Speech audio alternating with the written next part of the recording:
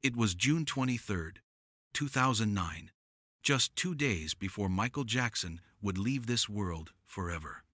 Inside the Staples Center, during what would become his final rehearsal for This Is It, something extraordinary happened that no one saw coming. As Michael stood alone under a single spotlight, pouring his soul into She's Out of My Life, a woman's voice began harmonizing from the darkness backstage. Security immediately moved toward the intruder, but Michael raised his hand, stopping them cold. When she stepped into the light, her identity would unlock secrets about Michael's greatest love songs that fans had wondered about for decades. The Staples Center felt different that Tuesday evening in June 2009. Gone were the screaming crowds and pyrotechnics. Instead, the arena held an intimate quietness, with only essential crew members scattered throughout the vast space, their equipment casting long shadows under the work lights. This was rehearsal mode for This Is It, Michael Jackson's planned comeback that would mark his return to the stage after more than a decade away from touring. Michael stood center stage, under a single spotlight, wearing his signature black fedora and a simple white shirt. At 50 years old, he moved with the same fluid grace that had captivated audiences for 4 decades. But there was something more vulnerable about him now. The crew had grown accustomed to his perfectionism during these late-night sessions, but tonight felt different. Tonight, Michael seemed to be reaching for something deeper. He had chosen to perform She's Out of My Life, one of his most emotionally raw ballads. As he began singing the opening lines, his voice carried a weight that made even the seasoned technicians stop their work. The song had always been deeply personal to Michael, and in this stripped-down setting, every note seemed to come from a place of genuine pain and longing. Halfway through the first verse, something unexpected happened. A second voice began to harmonize from somewhere in the darkness beyond the stage. The sound was so pure, so perfectly matched to Michael's vocals, that at first the crew thought it might be a backing track that had accidentally been triggered. But as the voice continued, it became clear this was something else entirely. Someone was singing live from the shadows.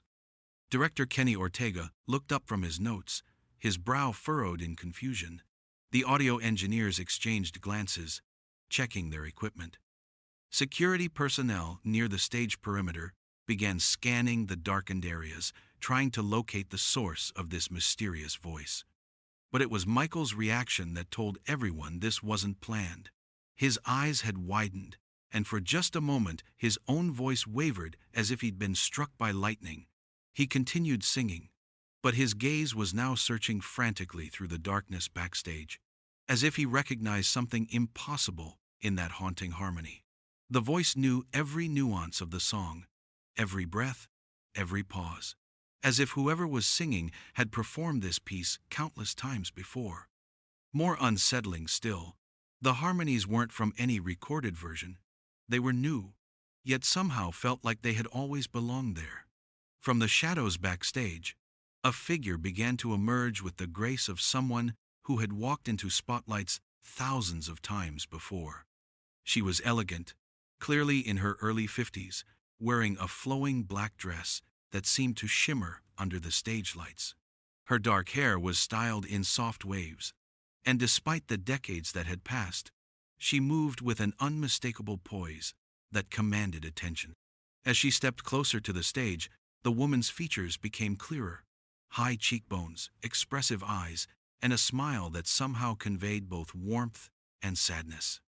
There was something timeless about her presence. She could have been stepping onto any stage in any era, and she would have belonged there completely. The security team immediately sprang into action. 2 guards moved swiftly toward the stage, their hands reaching for their radios to call for backup. This was Michael Jackson's private rehearsal, and unauthorized personnel simply didn't appear from nowhere. But as they approached the stage steps, something unprecedented happened. Michael, without breaking his song or looking away from the woman, raised his left hand in a gesture that every member of his team knew meant stop. The security guards froze mid-stride. Confused, but trained to follow Michael's commands without question. Their eyes darted between their superstar and this mysterious woman who seemed to have appeared from thin air.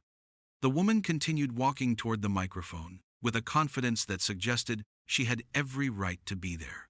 Her movements were fluid, purposeful, as if this moment had been choreographed long ago. She wasn't rushing, wasn't nervous.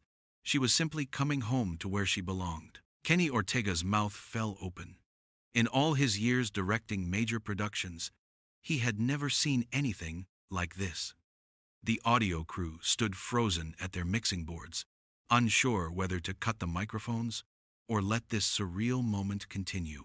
Dancers and backup singers who had been taking a break in the wings emerged to watch, sensing they were witnessing something extraordinary. As the woman reached the edge of the spotlight's glow, Michael's voice began to waver. His eyes, which had been searching the darkness, now locked onto her face with an expression of complete disbelief. He looked as if he was seeing a ghost, someone he had given up hope of ever seeing again. The woman stepped fully into the light, and her voice blended perfectly with Michael's on the line. "She's out of my life." For a moment, the entire arena seemed suspended in time. Two voices, perfectly matched, singing a song about loss while the man who wrote it stared at someone he thought was lost forever. Then, in a whisper so soft it was barely picked up by his microphone, Michael spoke a single word that would change everything. Diana. Diana Ross. The name hung in the air like a revelation that explained everything and nothing all at once. To the world, she was the legendary lead singer of the Supremes, the woman who had discovered the Jackson 5, Michael's mentor and friend. But to Michael, standing frozen on that stage, she represented something far more profound and painful. She was his first real love. The woman who had unknowingly broken his heart and shaped every romantic song he would ever sing. The crew members exchanged confused glances. Everyone knew about Diana's role in launching the Jackson 5's career, but the raw emotion radiating from Michael suggested something much deeper. This wasn't the reunion of a mentor and student. This was the reunion of two people who had shared something secret and transformative. It had been the summer of 1975. Michael was 17, no longer the cute child who had sung "I Want You Back," but not yet the adult who would create Thriller. He was caught between worlds, struggling to find his identity as both an artist and a young man. Diana was 26, at the height of her solo career, sophisticated and glamorous in ways that took Michael's breath away. Their relationship had begun innocently enough during the recording sessions for Diana's album. Michael would visit the studio, ostensibly to learn from watching a master at work, but really because he couldn't stay away from her presence. Diana had noticed the teenager's obvious infatuation and, perhaps lonely herself after a recent breakup, had begun to see him differently too. What started as mentorship evolved into something neither of them had planned. Late-night conversations about music became intimate talks about dreams and fears. Diana taught Michael not just about performing, but about vulnerability, how to channel real emotion into his voice, how to make audiences feel what he was feeling. She was the first person to see him as a man, rather than just the talented kid from Gary, Indiana. Their secret relationship lasted 8 months. They would meet in recording studios after hours, take long drives through the Hollywood Hills, and spend evenings at Diana's house, discussing everything from Motown history to their hopes for the future. Michael was falling deeply in love, and for a brief, magical period, Diana seemed to be falling too. But it couldn't last. The age difference, the potential scandal, the impact on both their careers, the reality eventually overwhelmed the romance. Diana ended it gently but firmly in early 1976, telling Michael he needed to focus on his own path, that she couldn't be what he needed her to be. The heartbreak had been devastating for young Michael. He channeled that pain into his music, learning to transform personal anguish into artistic gold. Every love song he wrote afterward carried traces of Diana, the longing, the loss, the memory of something beautiful that couldn't survive in the real world. Now, 33 years later, she stood before him again, and Michael felt 17 all over again. The memories flooded back as Michael stared at Diana on that Staples Center stage. Their love story had unfolded in stolen moments, between the chaos of two extraordinary careers, hidden from the world that would never have understood. It had started with late-night recording sessions at Hitsville, USA. Michael would arrive ostensibly to work on Jackson 5 material, but he'd linger whenever Diana was there, mesmerized by how she transformed in front of a microphone. She taught him things no vocal coach ever could: how to find the emotional truth in a lyric, how to make his voice an instrument of genuine feeling rather than just technical precision. Their first real moment alone happened in Diana's Cadillac, after a particularly intense studio session. She had offered to drive him home, but they ended up parked on Mulholland Drive, talking until sunrise about everything except music. Michael confessed his fears about growing up in the spotlight, about never having a normal teenage experience. Diana shared her own struggles with fame's isolation, how success had made genuine connections nearly impossible. The relationship deepened during the Jackson 5's touring breaks. They would meet at Diana's Beverly Hills home, where she taught him about sophistication, not just in performance, but in life. She introduced him to jazz records he'd never heard, books that expanded his worldview, and a level of emotional intimacy he'd never experienced. For Michael, Diana represented everything he thought he wanted in a woman: talent, elegance, and an understanding of the unique pressures they both faced. Their most precious times were the simplest ones: Diana cooking dinner while Michael played piano, both of them harmonizing to whatever song came to mind. Walking on empty beaches in Malibu at dawn, when they could pretend to be just two people in love instead of global superstars. Diana teaching Michael to drive her car in the empty parking lot behind the studio, both of them laughing like the young people they were trying to be. But the pressures were mounting. Paparazzi had started noticing Michael's frequent visits to Diana's home. Berry Gordy, protective of both artists' images, had begun asking pointed questions. The Jackson family was concerned about Michael's increasingly secretive behavior. Most devastating of all, Diana was being offered major film roles that would require her to project the image of an available, sophisticated woman, not someone involved with a teenager, no matter how talented. The end came on a rainy February evening in 1976. Diana had prepared Michael's favorite meal, but the conversation over dinner was stilted, full of unspoken tension. Finally, she took his hands and explained what they both already knew. Their love was real, but it existed in a world that wouldn't accept it. The age difference, the potential scandal, the damage to both their careers, it was all too much. Michael poured that heartbreak into his music. The raw emotion of losing Diana became the foundation for his greatest ballads. When he sang about love slipping away, about chances missed and hearts broken, he was singing about those 8 months when he'd glimpsed what real love could be. Now, 33 years later, Diana looked into Michael's eyes and whispered the words that had haunted both of them. "I had to let you go, baby, but I never stopped loving you." The Staples Center had become a confessional, and Diana Ross was about to reveal secrets that had been buried for over 3 decades. The crew stood transfixed, understanding they were witnessing something extraordinary, even if they couldn't fully grasp its significance. Diana stepped closer to Michael's microphone, her voice carrying clearly through the arena's sound system. "Michael," she said, her voice trembling with decades of suppressed emotion, "I need to tell you something I should have said 33 years ago." Michael's eyes never left her face, his guitar hanging forgotten in his hands. The king of pop, who had commanded stages around the world, looked vulnerable and young again.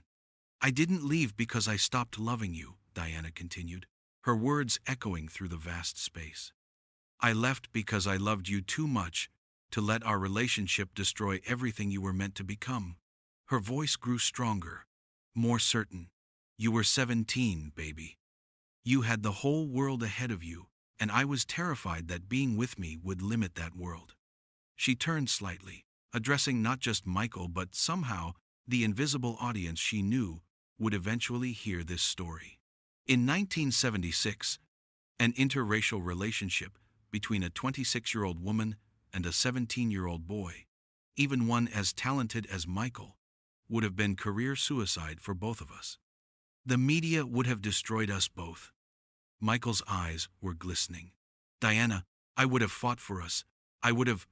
I know, she interrupted gently. That's exactly why I had to make the decision for both of us. You would have sacrificed everything for love, and I couldn't let you do that. The revelation that followed stunned everyone present. Diana confessed that she had been secretly following Michael's career for decades. She had attended dozens of his concerts, always in disguise, always seated in the back, watching the boy she'd loved become the man who conquered the world. I was there at Madison Square Garden in 1988, she said, tears flowing freely now. I was there for the Dangerous tour. I watched you moonwalk, watched 80,000 people sing your songs, and I was so proud and so heartbroken at the same time. Michael stepped toward her, his own composure crumbling. All those years, you were there? I had to see what you became, Diana replied. I had to know that my decision was worth it. And it was, Michael. Look what you accomplished. Look how you changed the world. But then her voice broke completely. The only thing I regret is that I never got to tell you that every love song you sang, I heard as if you were singing it to me, because in my heart, you were. Michael reached out and took her hands. Diana, sing with me, like we used to, just once more. The crew held their breath as Diana nodded, moving to share Michael's microphone. Two legends, reunited after decades apart, about to create a moment that would become part of music history. What happened next transcended performance. It became a moment of pure emotional alchemy.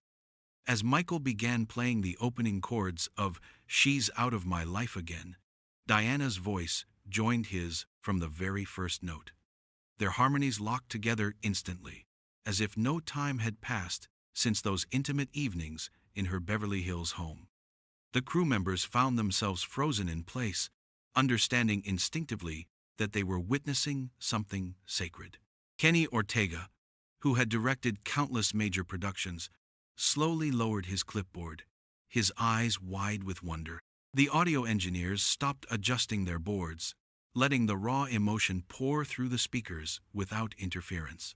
Michael's voice had always carried pain when he sang this particular song, but now, with Diana beside him, that pain was transformed into something else, a conversation between two souls who had loved and lost and found each other again.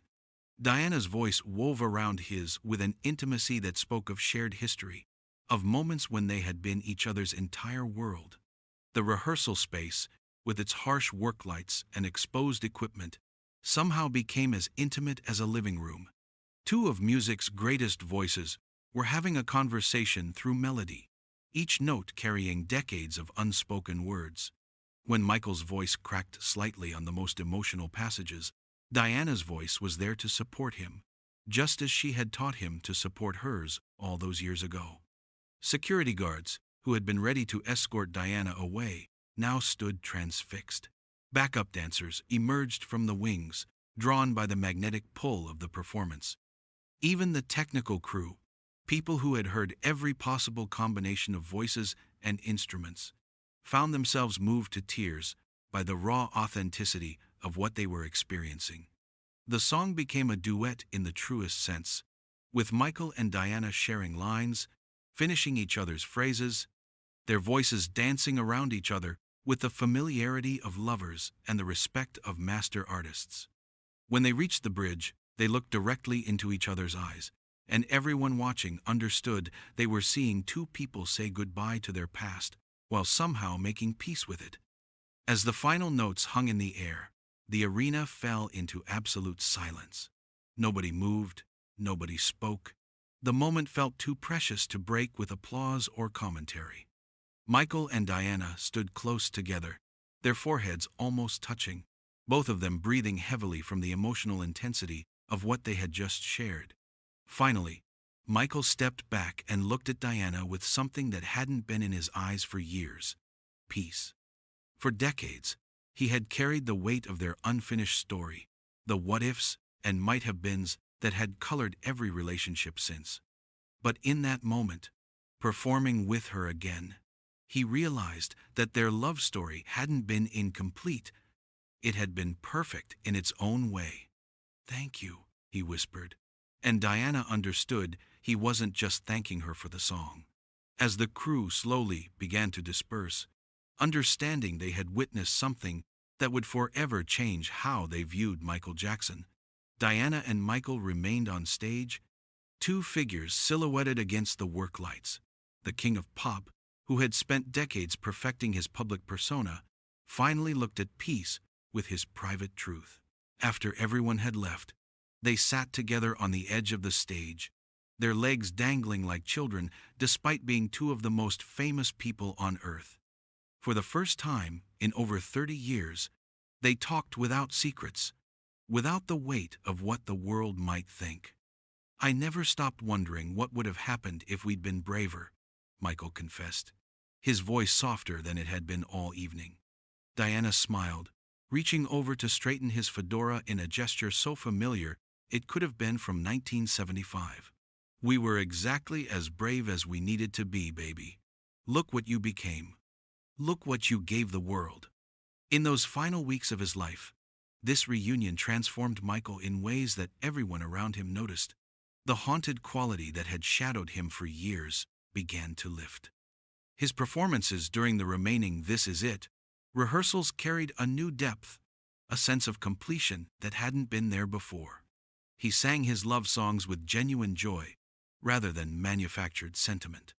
Michael had planned to dedicate a special segment of the "This Is It" concerts to Diana, revealing to the world how she had shaped not just his career, but his heart. The moment at Staples Center would have been recreated for 50 sold-out shows, allowing millions to witness the resolution of one of music's greatest untold love stories. Kenny Ortega later revealed that Michael had spent hours discussing how to present their story to the world. He wanted people to understand that some loves are too big for the conventional world. Ortega recalled. He said Diana taught him that real love sometimes means letting go, and that lesson had made him a better artist and a better man. The bootleg recording of that rehearsal duet, captured by the arena's security cameras, became legendary among those privileged few who saw it. But more importantly, it gave Michael something he had searched for his entire adult life: closure with the woman who had unknowingly defined his understanding of love. When Michael passed away just 2 days later, Diana was among the first to arrive at UCLA Medical Center.